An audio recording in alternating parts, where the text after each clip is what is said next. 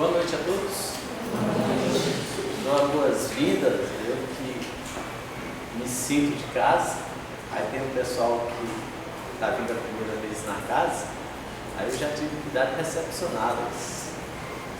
Os demais, eu não vi que é a primeira vez que estejam aqui, saiba que é uma das casas do Mestre Jesus. Os outros já sabem certamente. Quando eu falo que é uma casa de Jesus, é porque aquela casa de Pedro lá em Cafarnaum, ela, nas visitas que Jesus fez, toda aquela região, e na casa de Pedro, essa casa representa aquela casa de Pedro. O modelo que Jesus Cristo implantou de disseminar a verdade, que origina no Pai, é o que nós fazemos na casa espírita. E ela nos ensina a nós fazermos no dia a dia, no nosso viver. E a escolha do tema Antecessores de Kardec vem reforçar essa situação. Quem foi Kardec? Nós sabemos a obra grandiosa que fez, e nós vamos perceber que é uma obra dos espíritos superiores, com a participação de muitos espíritos numa condição inferior àquela de que está consagrada, estabelecida por livro dos espíritos e as demais obras da codificação. Porque mesmo aqueles espíritos mistificadores, brincalhões, eles serviram para se mensurar, para aquilatar, colocar pesos nas verdades e nas mentiras. Muitas das vezes nem sequer era mentira, era simplesmente engano. E aí nós vamos ver a importância que todos nós temos na obra de Deus. Na questão 132 do Livro dos Espíritos, no final da resposta dos Espíritos, diz que nós fazemos parte na obra de Deus. Então assim, nós somos responsáveis na criação de boa parte da obra de Deus. Basta ver que nós ajudamos nas reencarnações, né? Na união do homem e da mulher, novos espíritos se reencarnando. Fora tantas outras obras que nós realizamos. Os antecessores de Kardec são muitos. O que é antecessor de Kardec? O que eu quero dizer com isso? Que essa obra que nos revela o mundo na outra dimensão, além da carne, que prova a imortalidade da alma, nós somos imortais. No instante que nós estamos aqui, é um breve momento que nós passamos, o nosso aprimoramento, são as vicissitudes da vida que vai nos qualificar a ser um espírito de luz, que ainda assim como espírito de luz nós estaremos visitando planetas como a Terra. Esse processo se dá continuamente. E aí eu vou trabalhar três personagens que eu acho relevante a gente conhecer. Nós conhecemos Moisés, a obra grandiosa que ele fez, 15 séculos antes da vida de Jesus Cristo. Moisés, judeu, mas vivendo no Egito, de repente como príncipe, ou seja, ele estava numa situação confortável, mas ele, tomado de uma força enfurecida, ou seja, uma força muito grande, resolve romper com o pessoal do Egito, o pessoal da casta mais abastada, e resolve libertar o povo judeu que vivia aprisionado, e empreende uma viagem de 40 anos pelo deserto. Não é uma viagem de sair daqui e ir para a Bahia a pé, não. São 40 anos numa situação difícil. E esses 40 anos é um período de aprendizado para todo aquele povo, que reflete em nós nos dias atuais. Então Moisés foi um, dos antecessores de Kardec, mas eu não quero falar de Moisés não. É só para a gente ver o painel. Ele pega aquele pessoal, visualiza onde seria a terra prometida, e nesses 40 anos, muitos vão morrendo, ele inclusive, ele morre à porta do local onde imaginava que eles poderiam habitar e alcançar a paz.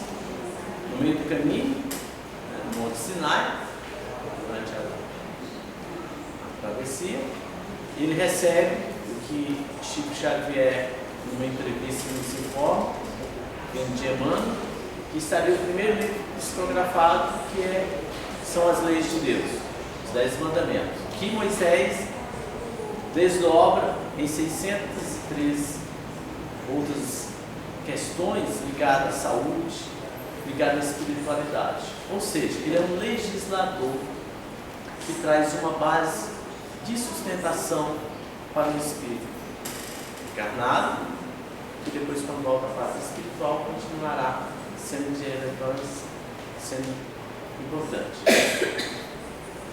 Depois vem Jesus Cristo, ou seja, a plataforma dele prepara a vinda de Jesus Cristo. Jesus Cristo, nós vemos que foi uma tarefa complicada também. Um homem que vem e apresenta o amor, apresenta o Pai para nós, porque até então Deus era um Deus justiceiro. Era necessário Moisés apresentar daquela forma a lei de Talião. Jesus Cristo, ao contrário, vem falar de amor, vem falar de indulgência. E ele que disse que não iria derrogar a lei de Moisés, aquela que Moisés havia estabelecido, quando confrontado com a situação da mulher adulta, ele simplesmente diz: olha, aquele que não tem pecado pode atirar a pedra. A lei de Moisés se aplica, então, que faça cumprir, desde que não tenha pecado, não tenha cometido falhas. Eles todos se retiram. E aí Jesus Cristo ao final diz para ela: vai, não peques mais. Ou seja, ele não está dizendo que irá passar a mão na cabeça das pessoas. Cometeu um equívoco, vamos procurar corrigir. Mas principalmente, enquanto não tivermos moral para mostrar ao outro o erro, não vamos ficar julgando. Que aí nós vamos ver o mesmo processo na situação da trave no olho. É a mesma coisa. Não é que Jesus Cristo venha, diz: não, pode fazer, depois pede e é retirado. Porque ele recomenda para a mulher: vá e não peques mais. Esse cuidado nós devemos ter. Porque há muitos que acreditam que basta orar e tudo volta a zero. Alguns acreditam que basta arrepender. O arrependimento é a consciência desperta para os equívocos que nós enfrentamos. A partir dali, nós vamos empreender uma jornada de recomposição do nosso viver. Esse é o objetivo do arrependimento. Até porque se eu arrepender e continuar arrependido, eu não arrependi. Eu tive remorso durante a jornada, em algum momento. Bom, passa-se a fase de Jesus Cristo junto a nós temos na Idade Média a personagem de Joana d'Arc. Esses personagens que eu estou falando, nós vamos perceber a força de pessoas aqui encarnadas, incluindo Cristo, mas a gente pode colocar a parte da elevação que ele tem, mas são espíritos que falam daquilo que nós falamos normalmente na casa espírita, da imortalidade da alma, do processo reencarnatório, a fé, no aspecto de que eles enfrentaram dificuldades muito maiores do que nós enfrentamos e ainda assim foram firmes. É o caso de Joana d'Arc. Joana d'Arc via e ouvia, recebeu uma missão, cumpriu e enfrentou grandes dificuldades. Uma delas foi ser levada à fogueira, onde dizia: olha, reconhece para nós que você está equivocado. Não, é isso que é a verdade. O que eu falo é verdade. Eu ouvi, e os fatos que ela empreendeu, a liberdade que ela alcançou para a França, muito importante, por si só já era razoável que a igreja, que o governo também, que o conivente, reconhecesse a personagem de Joana d'Arc como uma pessoa lúcida. Então ela vai, sustenta a dificuldade de ser queimada viva para mostrar para nós as leis de Deus. Ela não traçou as leis de Deus, ela colocou em prática. Ela executou um mandato. E nós temos hoje um mandato que é a parte mais fácil que Jesus Cristo nos passou, que é de amar o próximo. Esse é o mandato. E esses três personagens que eu vou falar agora, a base deles é essa confiança no bem. O primeiro deles é Emanuel Swedenborg. Eu vou citar o nome e vou falar pouco para vocês pesquisarem. Um homem, ele está aí no século XVIII, início do século XVIII, 1700, com o conhecimento que dominava toda a ciência da época. Nós vamos ver a situação do avião, ele tinha os desenhos, todo o funcionamento e de vários outros inventos, muitos deles colocados em prática. Escreveu uma obra de 60 volumes. Aos 54 anos de idade, como engenheiro de Minas e outras qualidades, físico, química, os reinos, porque ali na Europa, trabalhando na Europa, tinha vários reinos que solicitavam a presença dele. Ele passou tanto conhecimento científico para as pessoas, que aos 54 anos de idade, filho de pastor protestante, ele achava que estava desvinculando da parte espiritual. Assim, uma obra gigantesca, Emanuel Swedenborg, uma obra gigantesca para a ciência, mas ele fala assim, começa a me distanciar da parte espiritual que eu não quero desvincular. E aí ele se dedica à teologia. E aí começa a escrever uma obra gigantesca também dos conhecimentos. E esses conhecimentos que ele trazia, boa parte dela era no plano espiritual. Ele recebia, ele via, ouvia, conversava com os espíritos e redigia. Ainda hoje existe a Igreja Nova Jerusalém, inclusive no Brasil. Ela deriva dos tratados, dos escritos de Emanuel Swedenborg. Ele só teve alguns enganos, que ele reconhece na codificação. Ele fala para Allan Kardec os cuidados que Kardec deve ter. Ele diz, olha, não faça como eu fiz, antes verifique e confira, que foi o que Kardec fez. Kardec pega os ensinamentos dos espíritos e alia a ciência, ou seja, ele vai experimentar, vai verificar, faz comparações. Então, uma mensagem que ele recolhe de um espírito, através de um médium, ele faz o mesmo processo através de vários outros médios, que utilizaram inclusive o trabalho de vários trabalhadores da obra, e faz a comparação. Emanuel Swedenborg não, ele acreditava em tudo que viu, inclusive que ele recebia a mensagem direta de Jesus Cristo.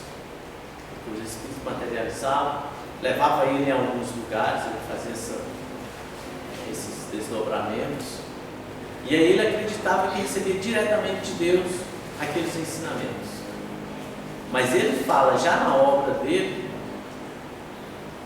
bem antes de Kardec, que o espírito quando morre, o homem quando morre, ele não vai para o céu ou para o inferno, ele vai para regiões de acordo com o que ele foi aqui.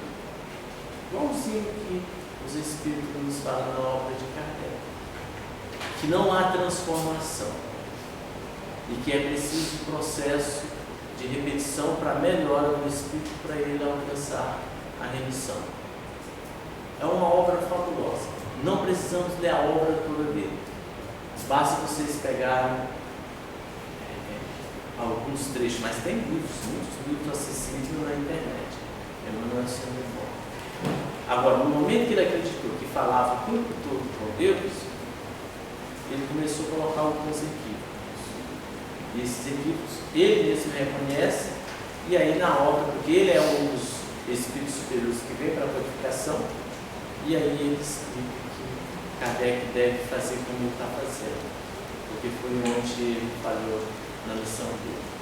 Ele disse que falhou, mas boa parte do que ele nos colocou, do que ele nos trouxe, é fundamental, foi importante para nós. É importante até os dias de hoje, até porque ele também está na codificação e continua trabalhando com nós, que essa é uma verdade, nós não paramos, o Espírito é imortal. Vem um outro que já é um pouco familiar a nós, através de uma pomada que muitos já conhecem, pomada do copeiro. Alguém aqui não conhece? Significa que todo mundo conhece, né? Então tá bom. Franz Anton Mesmer. Conhece não, né? Pode olhar na internet também, mas aqui vocês têm? Na Casa Espírita tem.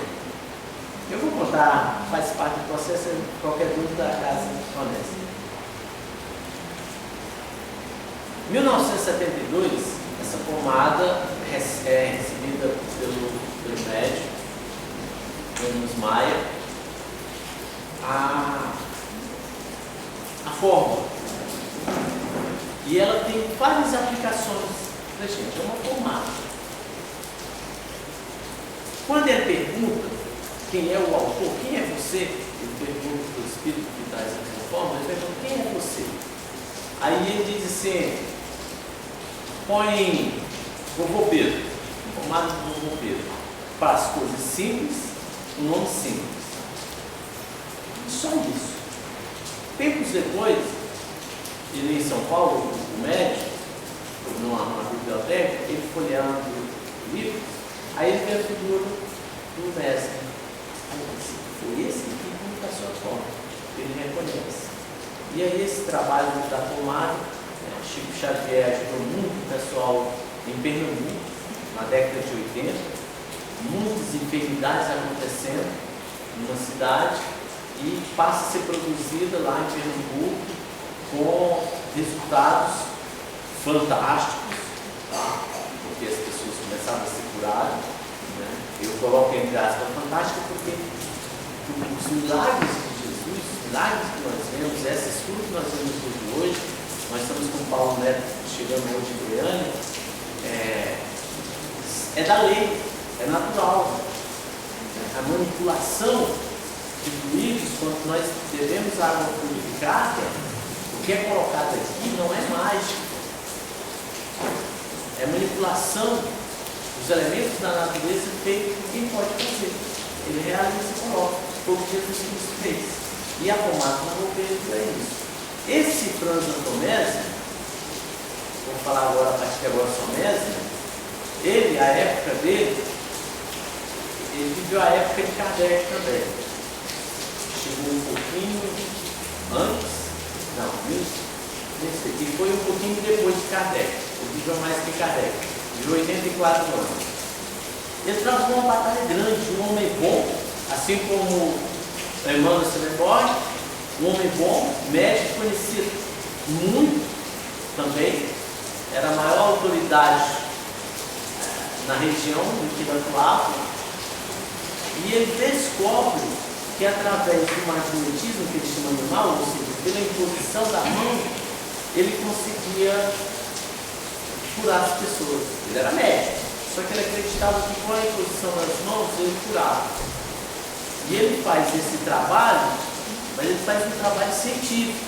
Ele faz um registro, leva para a academia de ciências, que não acolhe, porque aquilo lá era até bruxaria, porque ele testava. Tem filme dele, pode ser baixado na internet também. Tem filme.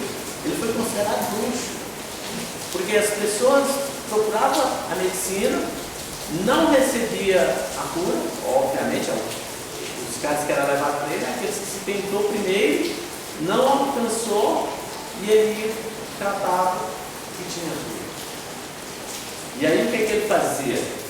Magnetizava a água, magnetizava a cama que a pessoa ia deitar, magnetizava tachos grandes, né? E aí colocava as pessoas dentro para receber o tratamento, colocava água. Então não era algo mágico, não. Ele sabia do que se tratava.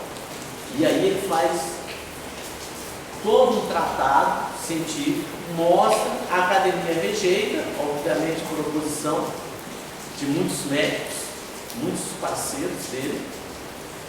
E ele, depois de lutar tanto com aquilo, trocava cartas com o presidente dos Estados Unidos, mostrando, olha o que é, as pessoas que conheciam, músicos, os bons, né, num nível muito próximo na execução de Mozart, mas ele cansa. Estou batendo, dando murro em esse breve negócio assim na expressão. E aí ele se afasta. Os russos, tempos depois, pegando o material dele, vê a importância que tem e procura. Encontra ele numa cidadezinha, já com 78 anos de idade. E aí quer que ele viaje para a Rússia para desenvolver o trabalho. Eu faço, não quero mais. Agora chega, eu fiz. Vou continuar tratando dos meus doentes, porque ele tinha um hospital e estava cuidando dos pacientes dele. Curando, resgatando vidas, fortalecendo aquele que não poderia receber o benefício da cura, que fazia parte da aprovação, mas fortalecendo ele sim. Porém, quando ele aparece para João Gomes Maia, ele diz que está resgatando um compromisso assumido com Cristo e que não executaram completamente quando encarnado. Ou seja, aquele momento que ele desistiu, estava levando para cá, insistindo, e nada, fazendo bem, mas como a academia não acolhia, ele desiste e continua trabalhando bem, mas ainda assim a obra dele, a tarefa dele, era maior do que ele realizou. Aí ele vem com o Espírito e traz a pomada do Espírito. Depois você conhece aqui, é importante, e é importante, gente, o uso, tá? De forma consciente. Tem gente que pega, passa lá, não usa com regularidade, depois está mais ou menos. Primeiro a gente precisa acreditar e utilizar de método. Não é mágica. Não existe mágica. Mágica é mistificação. Então a pomada tem as condições de curar. Agora é preciso que nós façamos de forma equilibrada. E quando nós vamos pegar a obra de Allan Kardec, obras póstumas, que são escritos, que ele relata a situação dele, em 1867, próximo ao momento do desencarne dele, desencarne em 69, quando ele fala próximo, é 2 anos da ele relembra uma comunicação que ele recebeu do Espírito da Verdade 10 anos antes, onde dizia que ele passaria por provas rudes, porque a transformação que ele ia implementar teria grandes adversários. Então, é uma prova rude, difícil, muito complicada, e que ele tomasse conhecimento disso logo no início. E aí ele pega a carta 10 anos depois e lembra que tudo o que passou condiz com o Espírito da Verdade já para ele. esses transformadores, eles passam por essas provações, por essas dificuldades. E aí é uma provação diferente da nossa, do espírito comum, porque é uma provação em função de resistência a implementar algo que ele tem como missão. Então ele é um espírito missionário. Ele está como um espírito missionário, não como um espírito passando por uma prova, por uma expiação. Ainda aí existe um número de dificuldades que nós podemos dar um nome de provação, que nós vemos no caso de Chico Xavier também, grandes dificuldades que ele passou, inclusive no lar, porque o pai, você faz tanta coisa, nós temos dificuldades financeiras. Lá no início ele trabalhando com as pessoas, a pessoa levava galinha, porco, dinheiro, e ele não recebia. Pai, nós precisamos disso. Você está ajudando a pessoa está te dando, você não está cobrando, por que não aceita? Ele aceitar seria algo complicado. E Chico Xavier sabia disso, mas esse é um saber que está dentro da pessoa e que de vez em quando lá de fora provoca a ele quebrar essa certeza que nós temos também. Em alguns momentos nós temos ações que nós começamos a tomar e nós vemos que pode ser complicado, e nós resistimos e seguimos em frente. Outras vezes não. Outra vez não estou fazendo mal a ninguém, e aí nós caímos em uma situação que pode, somada a outras, distanciar do caminho correto que nós devemos seguir. Falei de dois: Emmanuel Servidor e Mestre. O terceiro, talvez o mais obscuro deles, porque ele não está na ciência, apesar de obra fantástica, que é o meu sonho, tê-la, e a gente não consegue.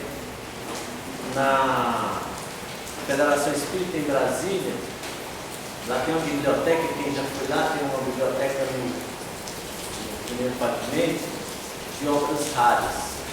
Aí lá tem a obra, mas aí você tem que entrar com gente, luvas, pegar a obra, não pode folhear à vontade. Esse homem, Andrew Jackson Davis, é conhecido dos espíritos, mas ainda não é, pela grandiosidade do trabalho dele, ainda não é devidamente reconhecido. Andrew Jackson Davis, talvez o mais significativo que nós temos dele no conhecimento da doutrina é quando ele faz uma viagem de 70 quilômetros, o local que ele estava, ele faz uma viagem de 70 quilômetros dentro dos blocos, e ele se encontra com quem? Com Emmanuel Swedenborg. Swedenborg já é espírito, ele é levado, entra em trânsito, aí quando ele está no local, seria mais ou menos assim: ele está aqui, se desloca, aparece lá em Anápolis e tem um encontro com uma pessoa, com um espírito, e recebe as informações. Ele, em termos de mediunidade, ele é médico, sem conhecimento acadêmico, ou seja, ele não tem formação na escola, conhece muito pouco. Só que quando mediunizado, escreveu obras científicas, grande valor. Depois de acordado, não lembrava, sabia exatamente, ele via o corpo dele escrevendo, mas ele não lembrava o que estava escrito. Mas uma palestra que, se ele fizesse aqui, na hora que ele começava a falar, vinha todo o conhecimento que ele normalmente não tinha. Agora eu brigando com um barulho aqui. Quem não escutar e quiser vir um pouco para cá, pode ser outro. Para vocês terem ideia do benefício que ele trouxe, na cura, ele via as pessoas e via onde que a pessoa, qual órgão que estava doente. e ele punha a mão e a cura era imediata. Naquele processo que passava e depois a pessoa não melhora não. Ele curava de forma imediata. Andrew Jackson dele. O desdobramento que ele fazia, o conhecimento que ele trouxe para o mundo, mas ele teve uma participação fantástica na codificação. No dia 31 de março de 1948, ele já havia alertado antes que viria a codificação, que viria a ser comprovado a existência do plano espiritual e que nós teríamos essas leis esclarecidas e documentadas. Mas no dia 31 de março de 1948, ele acorda com o Espírito soprando no rosto dele e diz: "Desperte, irmão, a grande obra começou." Nesse dia, lá em Hydesville, as irmãs Fox começou o diálogo com os Espíritos, encadeou as leis girantes, a curiosidade das pessoas, o convite para Kardec conhecer. Ele duvida, mas pela insistência, porque ele vai, verifica, desperta o interesse, e nós temos a obra do Espírito codificada. Andrew Jackson recebeu todo o comunicado, divulgou, passou para nós de antemão. No dia que começou, recebeu, teve o cuidado de anotar e passou a divulgação. Essas informações que eu estou passando, esses 3 personagens, é para lembrar que esse é o 132 dos Espíritos.